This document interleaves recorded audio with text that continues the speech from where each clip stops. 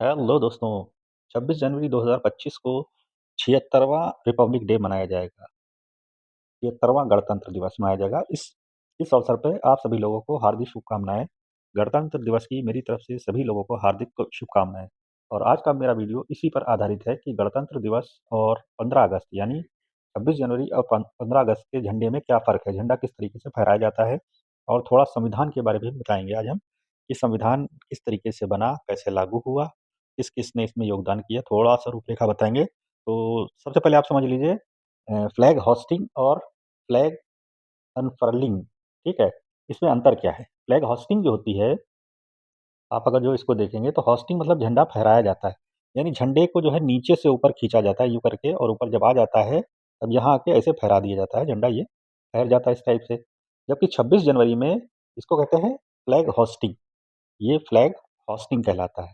यानी ये 15 अगस्त को किया जाता है, फहराया जाता है। इसको कहते हैं ध्वजारोहण।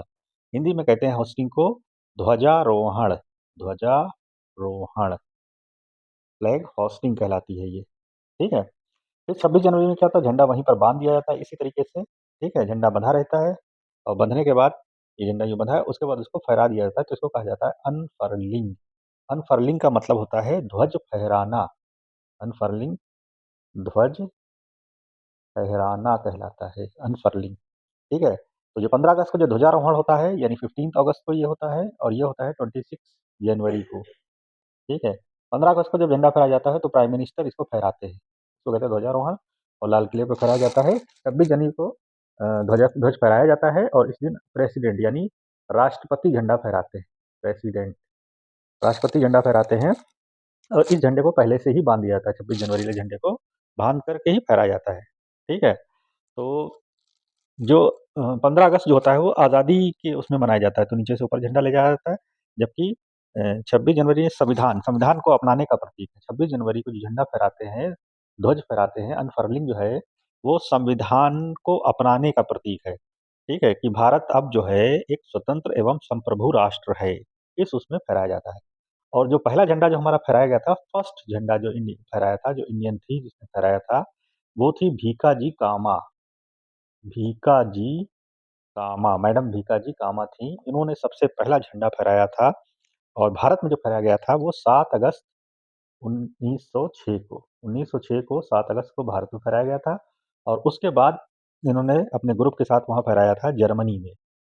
जर्मनी में 21 अगस्त 1907 को फहराया था झंडा, ठीक है? भीकाजी कामा ने इंडिया में 1906 में और जर्मनी में 1907 में झंडा फहराया था, पहली बार झंडा जब फहराया गया था, तो झंडा ये था।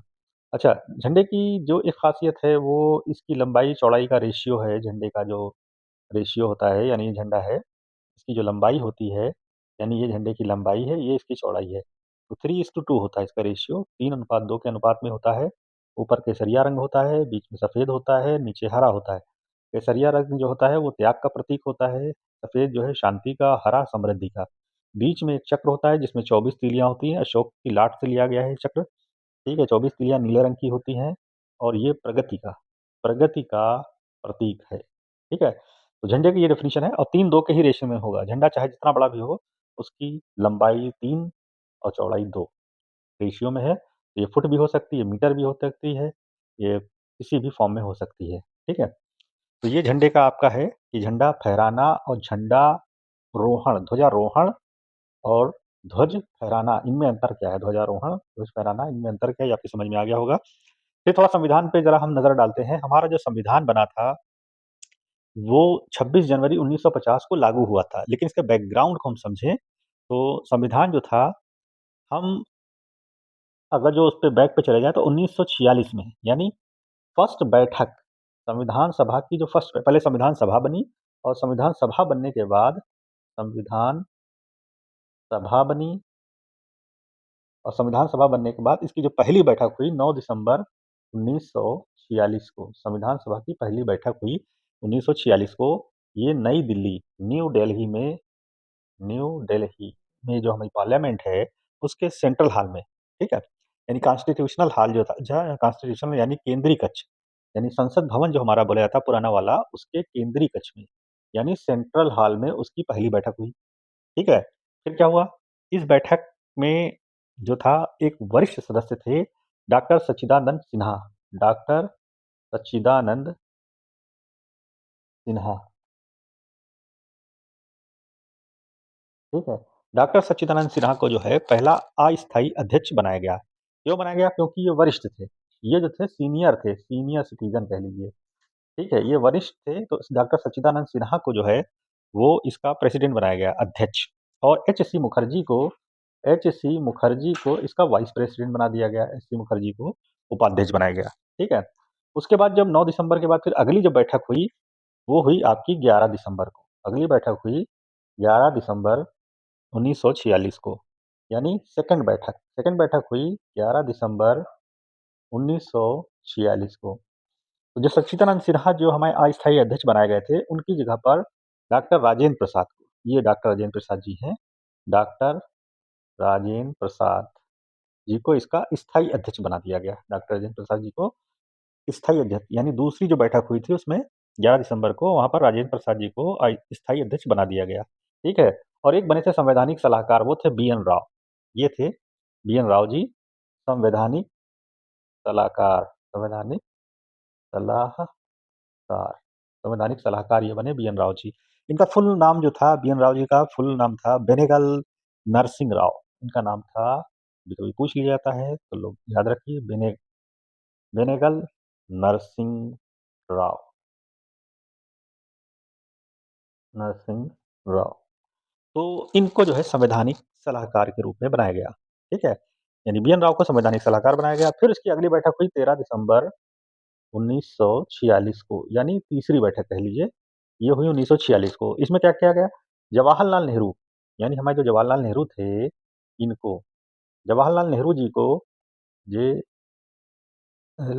जवाहरलाल नेहरू जी को कहा गया कि आपको उद्देश्य प्रस्ताव मतलब प्रस्तुत करना है, लिखना है आपको। तो उद्देश्य प्रस्ताव के साथ ही संविधान सभा की जो कार्रवाई स्टार्ट हुई वो 13 दिसंबर 1946 को। और यही उद्देश्य प्रस्ताव जो था आगे चल के उद्देश्य का बना, जो हमारे संविधान है जो उसका उद्देश्य का है या प्रियम्बल है, वो बना। यही जो उद्देश्य प्रस्ताव लिखा गया था और संविधान सभा की कार्रवाई स्टार्ट हो गई, यानी 13 दिसंबर 1946 से संविधान सभा की कार्रवाई स्टार्ट हुई। तो इस दिन से हमारा संविधान मतलब एक तरीके से प्रॉपर वे में लिखा जाना शुरू किया गया, ठीक है? फिर उद्देश्य प्रस्ताव को क्या किया गया? 22 जनवरी 1947 को स्वीकार कर लिया गया। उद्देश्य प्रस्ताव को 22 जनवरी 1947 को इसको स्वीकृति मिल गई, ठीक है? अब क्या हुआ? और यही प्रियम्बल बना। फिर उसके बाद फिर टीम गठित हुई बी आर अम्बेडकर जी की, ठीक है? B R Ambedkar and member, यानी बी आर अम्बेडकर जी थे ये, B R Ambedkar plus 6 member, और यानी 7 सदस्यों की एक समिति गठित की गई जिसको हमने नाम दिया प्रारूप समिति, ड्राफ्टिंग कमेटी, ठीक? ड्राफ्टिंग कमेटी बनी। अब इसने क्या किया? ड्राफ्टिंग कमेटी बन तो गई, लेकिन अम्बेडकर जी ने कहा भाई हम कैसे बनाएँ, क्या करें? तो इसके ऊपर कोई रूपरेखा तो बताइए, कोई ड्राफ्ट तो हमको मिले कहीं से। तो बी.एन. राव जो एक उस समय जो कानूनविद थे, बहुत बड़े संवैधानिक जो सलाहकार थे, ये बी.एन. राव जी, इन्होंने ही सुझाव दिया। बहुत बड़ा रोल इन्होंने अदा किया संविधान बनाने में, बी.एन. राव जी ने। क्या किया इन्होंने, बी.एन. राव जी ने? तो इन्होंने एक खाका तैयार किया, एक ड्राफ्ट बनाया कि संविधान में क्या-क्या होना चाहिए। तो इन्होंने जब ड्राफ्ट बनाया, तो प्रारूप जो इन्होंने तैयार किया अक्टूबर 1947 को, 1947 को एक प्रारूप बना के दिया।